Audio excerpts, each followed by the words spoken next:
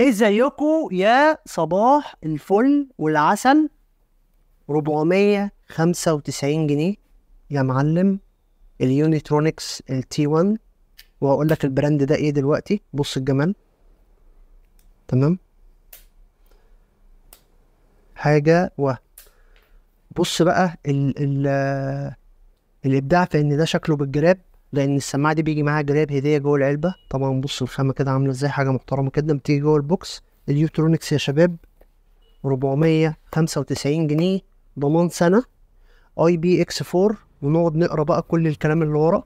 البطاريه السماعات 25 مللي في 2، بطاريه علبه الشاحن 300 مللي امبير، وقت التشغيل حتى 36 ساعه، ودي حاجه كويسه. طبعا هنقول لكم ليه الكلام هنا مكتوب بالعربي. وقت الشحن ساعة ونص للسماعات وساعتين ونص للبوكس. مكبر الصوت 13 نانومتر، حاجة جامدة جدا جدا للناس اللي هتبقى بتسمع عليها أغاني. نطاق البلوتوث بتاعها 10 متر، 3.3 فيت.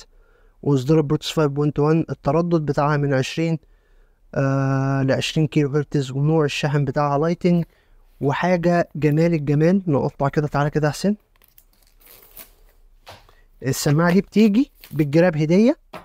حابين نقول ان السماعه ديت المصنع المصري اللي هو بيصنع لاورايمو، وبيصنع لايتل، وبيصنع لانفينكس، وبيصنع على اوبو. تقريبا بيصنع برضو منتجات من الساعات والايربودز في تشاومي.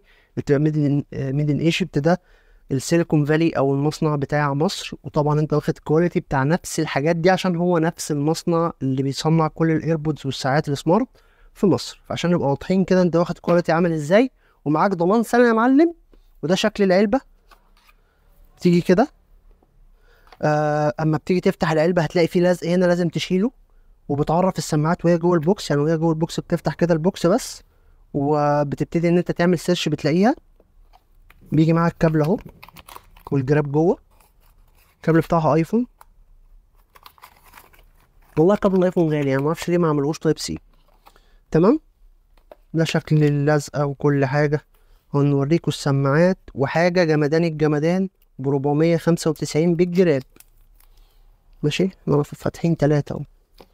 بص كده شكل السماعه. في خاصيه في السماعات دي اسمها ديتكشن.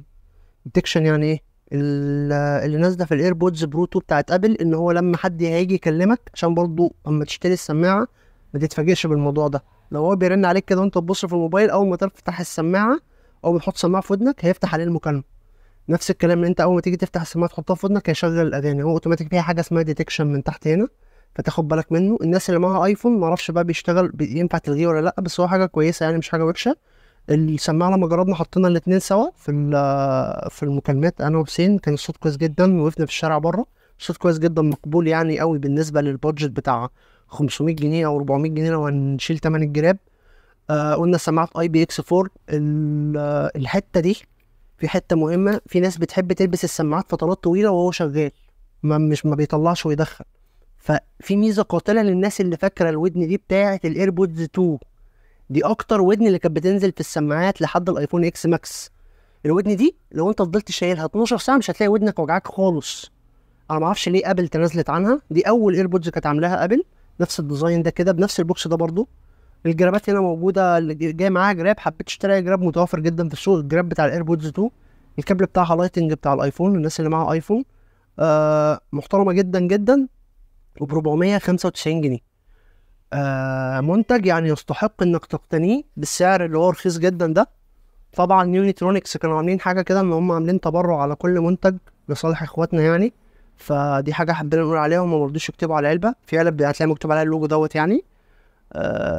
طبعا احنا مش فارق يعني، احنا اهم حاجه بنتكلم على الكواليتي بتاع المنتج والديزاين والتصميم بتاع السماعه وشكلها في الودن عامل ازاي. تمام. فهو ده اللي يفرق معانا، ولكن احنا حبينا نحط دي كاضافه، انها حاجه لمسه جميله من الشركه يعني، انها تتبرع لاخواتنا يعني من كل منتج بيتباع. حاجه جميله. ومنتج يستحق. ب 495 جنيه اليونيترونكس التي 1. مش هتلاقي حد بيبيع السعر ده فعليا. بفضل الله واخدين كميه. تقدر تشتري مع الويب سايت عشان تخف الضغط شويه على الرسائل بتاعه البيج. حبيت تخش على البيج تكلمهم مع الرسائل وحد يساعدك برضو في تفاصيل المنتج وما الى ذلك، مع انهم بقوا موضح لك كل حاجه يعتبر. حابب تيجي تشرفنا في الفرع وتجرب المنتج، يستحق يعني.